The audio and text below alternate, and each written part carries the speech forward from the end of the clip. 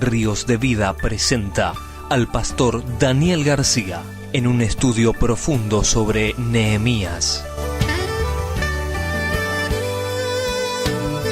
19 exposiciones de 30 minutos cada una que irán revelando el valioso contenido de este libro.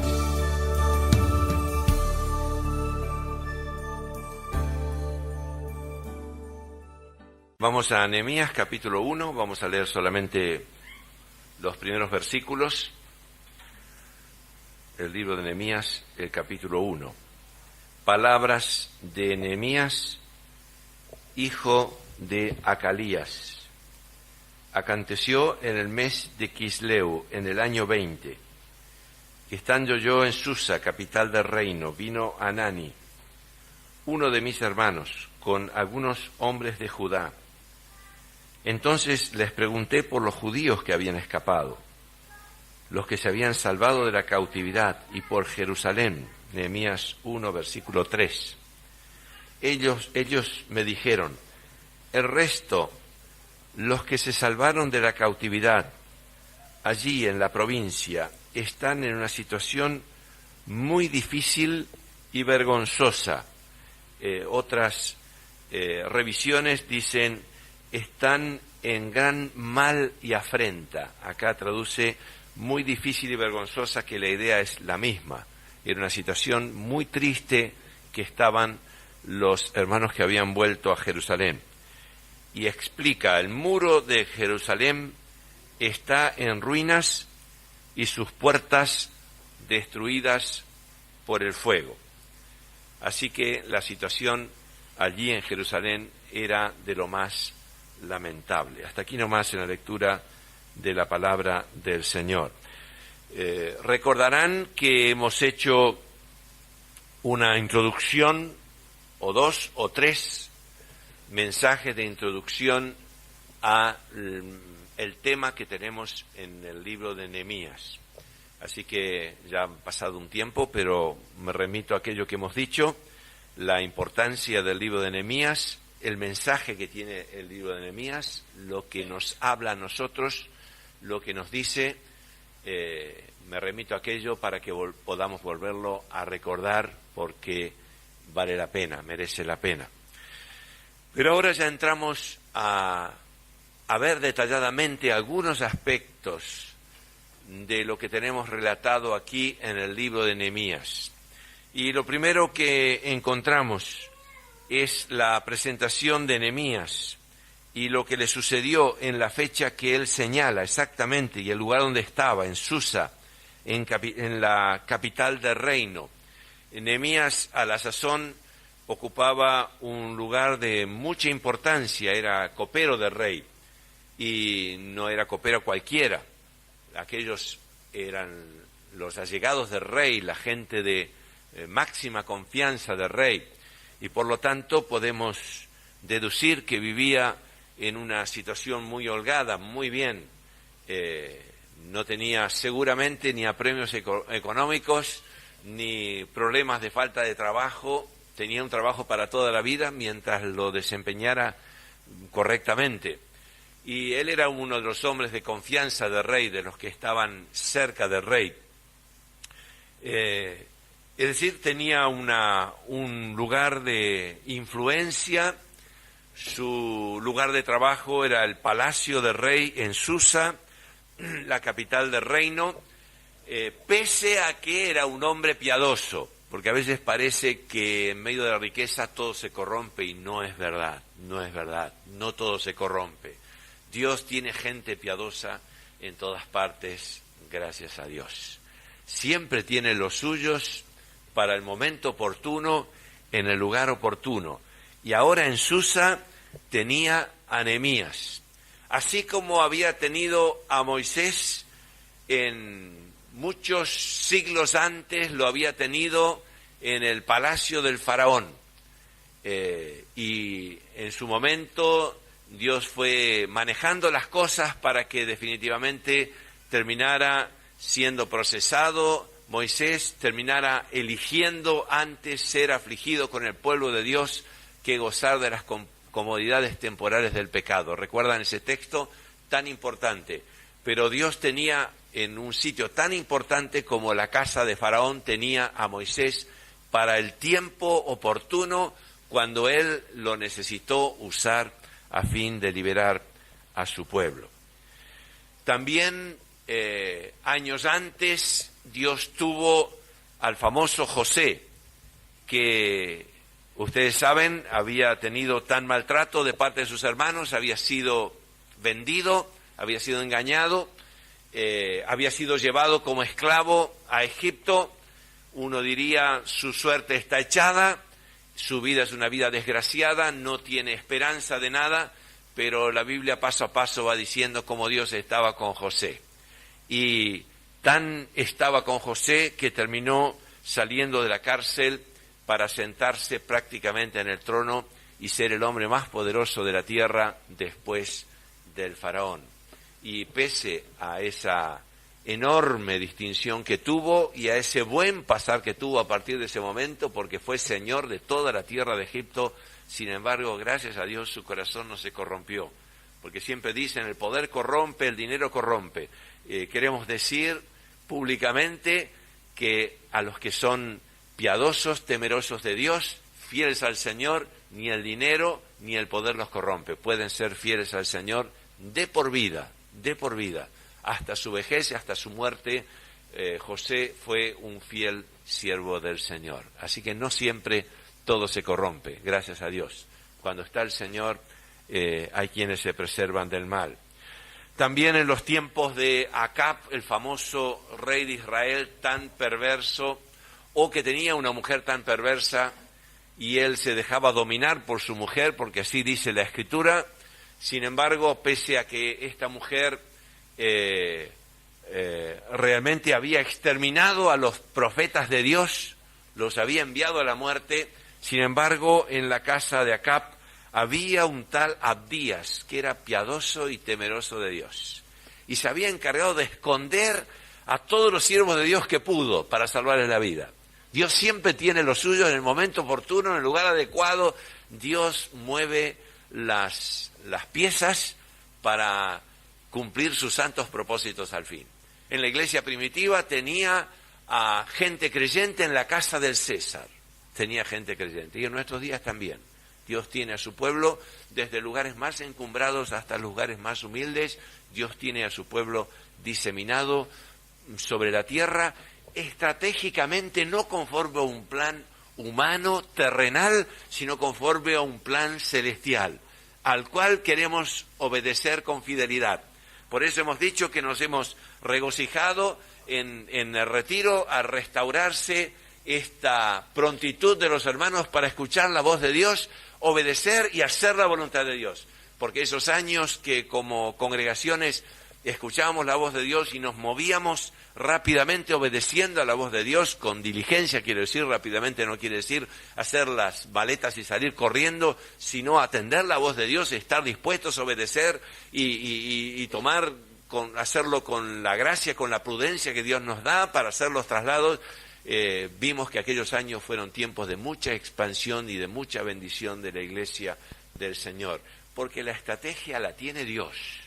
Y ningún ser humano tiene la estrategia de Dios sobre la tierra. Dios puede hablarnos de ciertas cosas y nosotros tenemos que obedecer y meternos en las labores. La Biblia dice que nosotros hemos entrado en sus labores. No que nosotros hacemos el trabajo para Dios, ese trabajo no sirve, sino nosotros hemos entrado en las labores de Dios.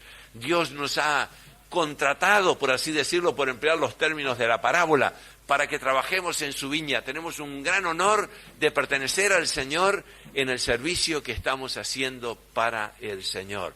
Y para eso nuestros oídos tienen que estar abiertos para ser guiados por el Espíritu Santo y por la palabra de Dios, porque la estrategia la tiene el Señor. Y a veces comunica algunas cosas a nosotros, pero todo el plan no lo tenemos nosotros, lo tiene el Señor arriba. ¿Lo cree así? ¿O hace falta que empecemos a predicar sobre eso? Podríamos predicar todo el día y toda la noche sobre la soberanía de Dios, sobre los detalles en donde Dios se inmiscuye, cómo va guiando las cosas para que sus santos propósitos al final sean perfectamente perfectamente cumplidos sin que vaya a faltar una sola cosa de las que Dios habló. Ni una buena palabra que ha hablado el Señor va a caer a tierra. Ni una jota, ni una tilde va a pasar de la ley. Los cielos y la tierra pasarán, pero la palabra de Dios no va a pasar. Todo se va a cumplir por la gracia del Señor. Ahora, es interesante que Nehemías estaba en esa posición encumbrada, pero era una vida piadosa. Quiero recalcar esto, porque a veces lo que ha ocurrido es que hermanos nuestros han ocupado un lugar, una posición encumbrada, eran muy fieles y muy humildes mientras no tenían dinero, eran muy fieles y muy humildes mientras no ocupaban una posición importante, pero cuando llegaron a ocuparla, su fidelidad desapareció. Y es muy lamentable, esto es verdad, es verdad. En algunos casos el poder ha corrompido aún a nuestros hermanos, y en algunos casos el dinero ha corrompido aún a nuestros hermanos. Pero estamos hablando de algunos casos, no son todos los casos. Dios tiene su pueblo fiel. Dios tuvo estos hombres que dijimos, José, Moisés, Abdías, la gente de la casa de César. Dios tuvo esa gente fiel, por no decir Daniel, que era uno de los 3 gobernadores que estaba sobre 120 gobernadores, en un imperio impresionante. Y dice la Biblia que se halló en él mayor gracia, de tal manera que llegó a manejar él solo a los 120 gobernadores, y llegaron a tenerle envidia y quisieron tenderle una trampa para que muriera. Recuerdan la historia de Daniel. Pero no se corrompió. En medio del poder tremendo que tenía y de la autoridad tremenda que tenía, fue fiel a su Dios. Fue sensible a la palabra de Dios, incluso recibió revelaciones impresionantes que son equivalentes a las que tenemos en el Apocalipsis. El profeta Daniel recibió en aquel tiempo que atendía los negocios del reino. Así que de ninguna manera es incompatible las funciones públicas o el poder con la fidelidad. Siempre que el Señor nos haya puesto en esos sitios, ¿no? Si el Señor nos lo ha puesto, si es su voluntad que ocupamos esos lugares, pues en esos lugares el Señor nos va a preservar.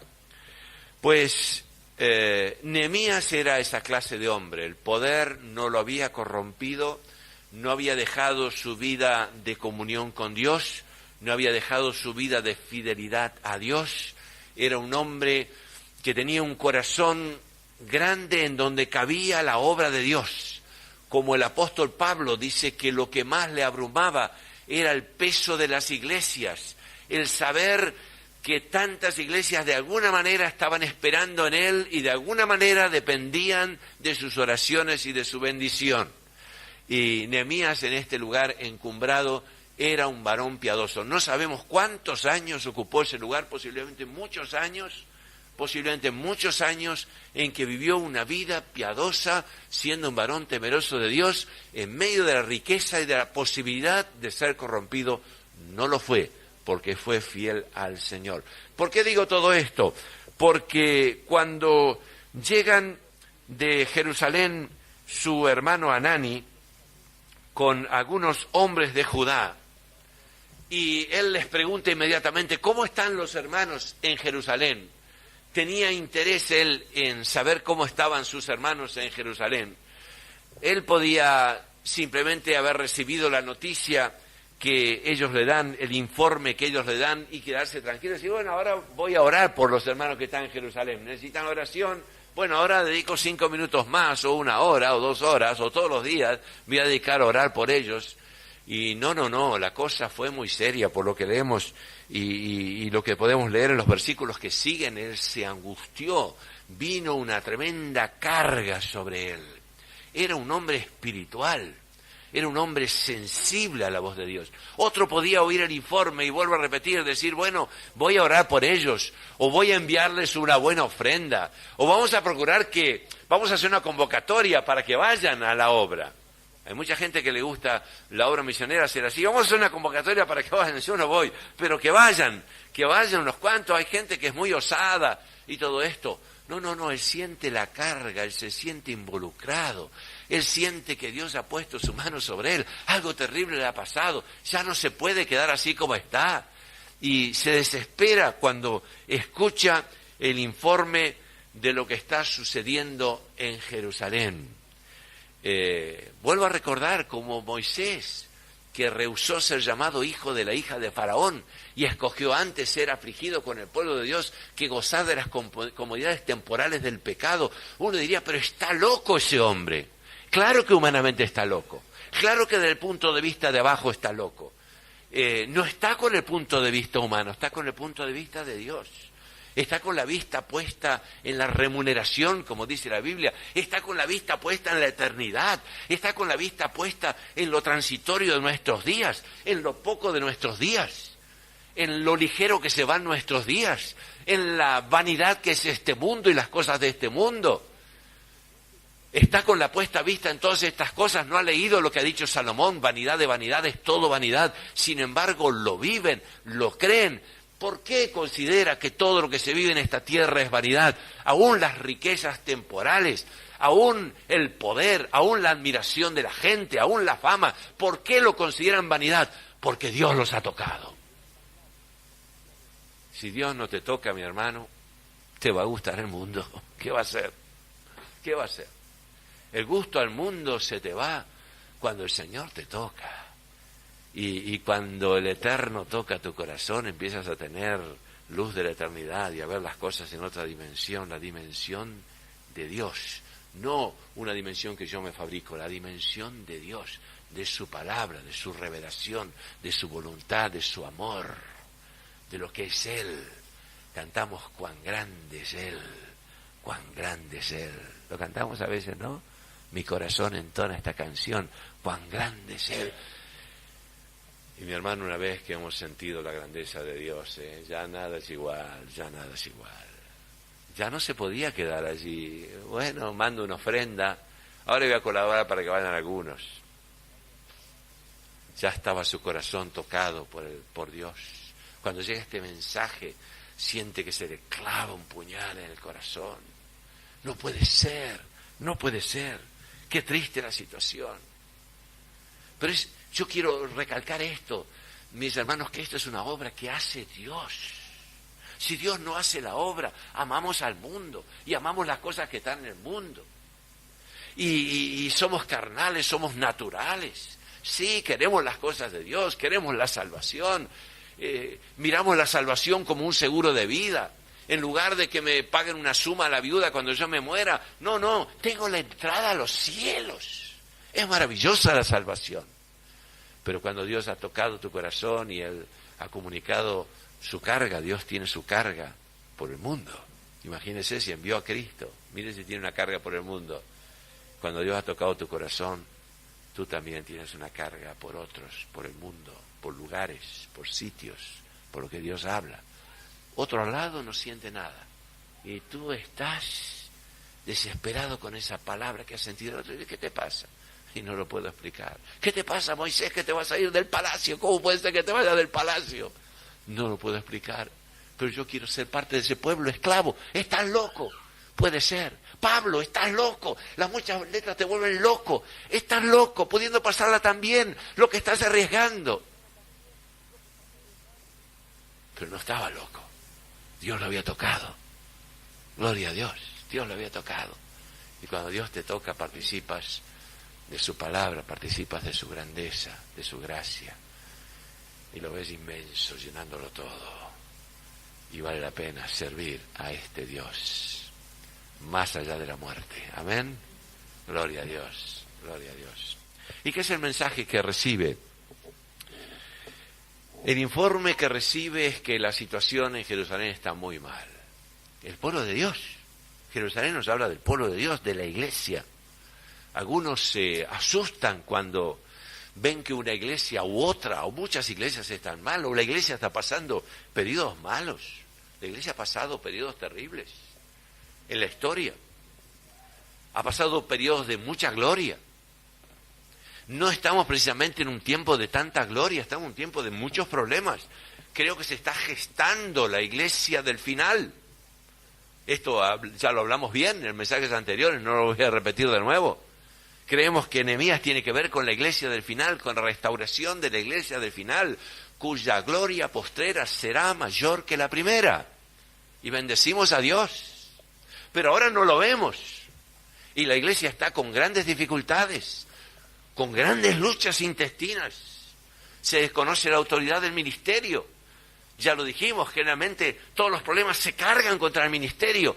Ellos tienen la culpa. Hay una cosa del enemigo, un odio del enemigo al ministerio, porque ellos están precisamente para edificar la iglesia. Efesios capítulo 4, ya lo vimos claramente, están para edificar la iglesia. Entonces el enemigo quiere destruir eso si puede, no va a poder. Pero creo que estamos en el siglo, no sé porque está por terminar este siglo, pero en los años o en las décadas en que todos apuntan al ministerio para destruirlo si pueden. Y por eso trae tanto trastorno en las iglesias, hermanos sueltos de aquí para allá, se van de iglesia, se cambian y todo esto, no buscan su lugar, se molestan con las autoridades que el Señor ha puesto, con los ministerios de gobierno que el Señor ha puesto en la iglesia. Y algunos se asustan, pero Jerusalén estaba en gran mal y angustia, en gran mal y afrenta, o como dice aquí, en una situación muy difícil y vergonzosa. O gran mal y afrenta, me parece todavía más fuerte la palabra. Están pasando vergüenza como cristianos, por hablarlo en términos de hoy. Es una vergüenza como están. Entonces, ¿qué? No tengo nada que ver con ellos. Decían, hermano, yo con ellos no tengo nada que ver, yo no tengo la culpa. No. Vino la carga sobre él. Y miren la oración que hace, que no la hemos leído, pero son los versículos que siguen. Empieza a clamar a Dios por sus pecados, los pecados de su pueblo, para que Dios tenga misericordia. ¡Qué tremendo! ¡Qué tremendo! Pero dice, Jerusalén está mal, está muy mal.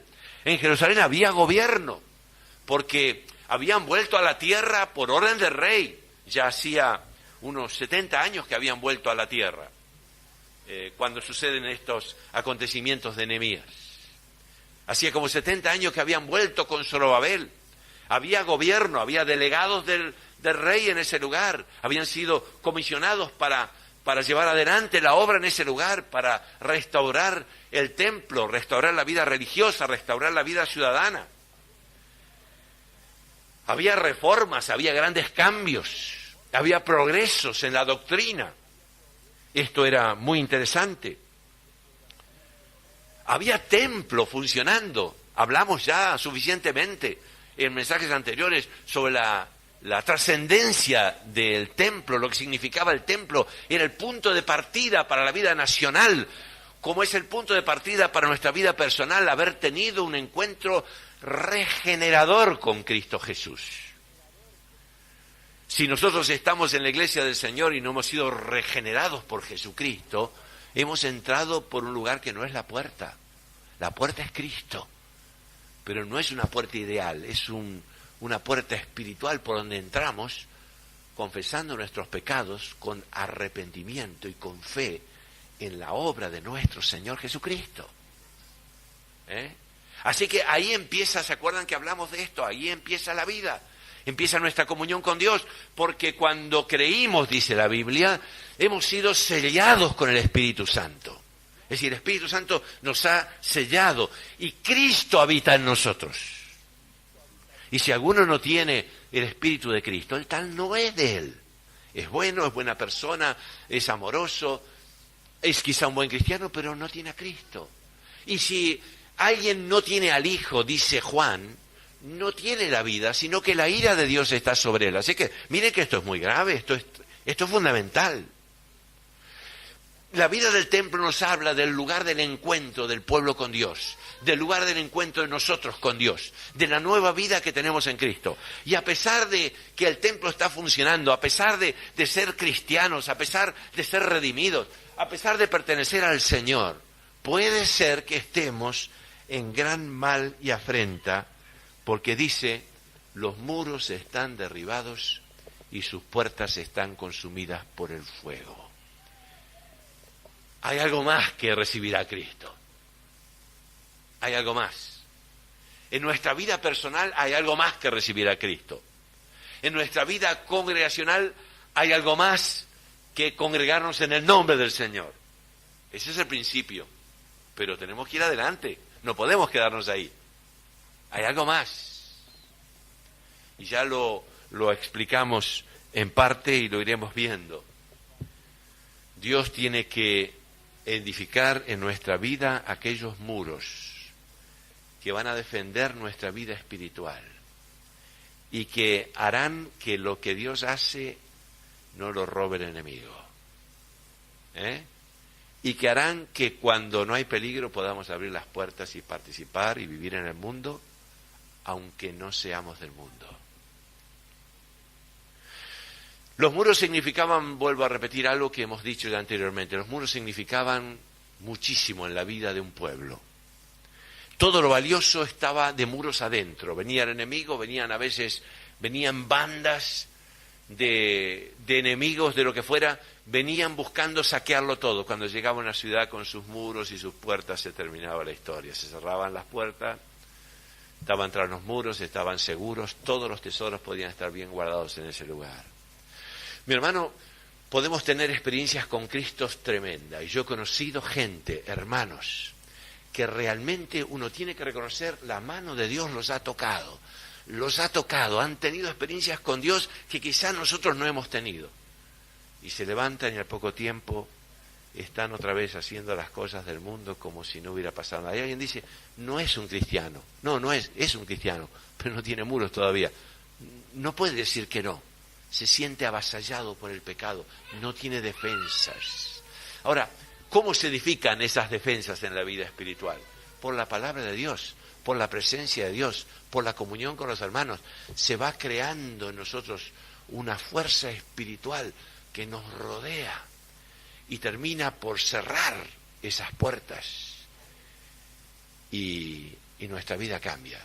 Les voy a contar lo que a mí me pasó.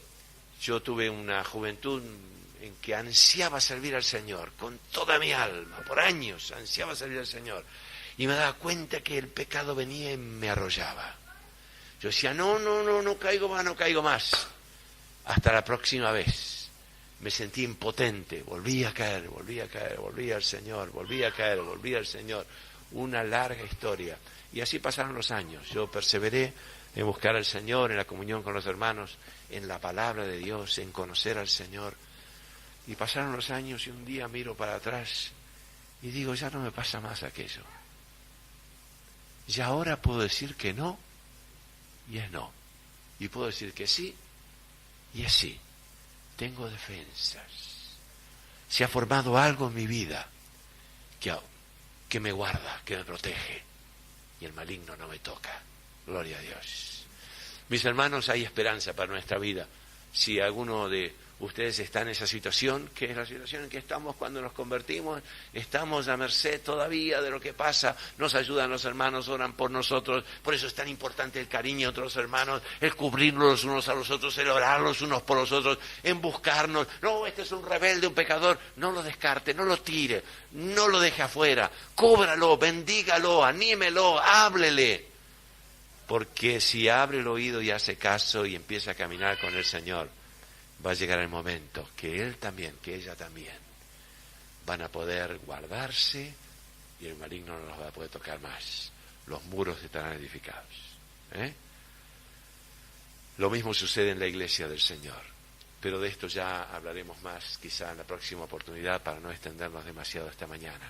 La iglesia que teme a Dios, que ama al Señor, es una cosa muy hermosa y a veces pasa momentos hermosos. Uno dice, pero qué culto, qué cosa hermosa, qué libertad que había.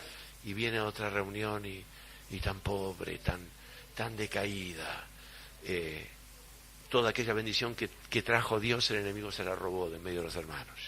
Y también la iglesia local va edificando sus muros, que lo va edificando cada hermano, cada hermana, con su fe, con su amor, va consolidando esos muros, hasta que llega una etapa que es concreta en la vida de la iglesia, que la iglesia siente que ya tiene defensas, y se puede reunir de una vez y otra vez. A veces puede costar un poco el culto, pero hay un tesoro ahí que ya no se ha robado el enemigo. La iglesia está segura tras esos muros. Por eso el significado de estos muros es tan importante. Y esto que estoy hablando ahora de la iglesia local, que hablo de la persona, que hablo de la iglesia local, lo trasladamos a la iglesia universal del Señor. Dios edificará, reedificará los muros de su pueblo, porque esa es la iglesia que el Señor vendrá a buscar para gloria de su santo nombre.